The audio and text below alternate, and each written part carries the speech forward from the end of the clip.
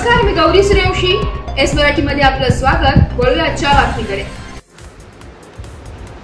सुरगाणा तालुक्यात अवकाळी पावसाचा कहर, आंबा कांदा तसेच घरांचे अतोनात नुकसान, शेतकरी हवालदिल झाला असून तालुक्यात जोरदार वादळी वाऱ्यासह अवकाळी पावसाने 4 ते 4:30 वाजेच्या सुमारास जोरदार हजेरी लावल्याने शेतकऱ्यांची एकच तारांबळ उडाली आहे. गेल्या 10 ते 12 दिवसांपासून उन्हामुळे प्रचंड उकाडा जाणवत होता. त्याचप्रमाणे उन्हाची तीव्रता वाढली होती. दुपारनंतर अचानक वातावरणात बदल झाल्याने विजेच्या कडकडाटांसह वादळी वाऱ्यासह पावसाने जोरदार हजेरी लावली.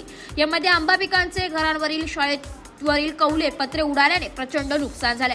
तर काही ठिकाणी रस्त्यावर झाडे उन्मळून पडली असून विद्युत तारांवर झाडे कोसळून पडल्याने तारा तुटल्याने अंधार पसरलाय. पावसामुळे काही ठिकाणी नदीत दहाड पडले.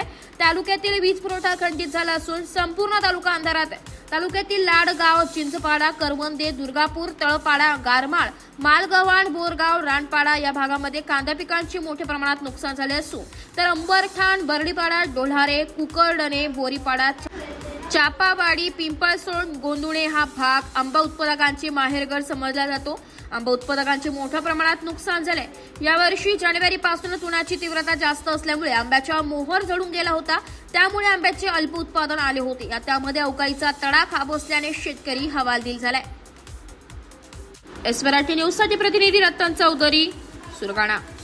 अशाच नवीन ताज्या घडामोडी जाणून घेण्यासाठी आमच्या एस मराठी न्यूज चॅनेलला लाईक करा, शेअर करा, सबस्क्राईब करा आणि बेल आयकॉनला क्लिक करायला विसरू नका.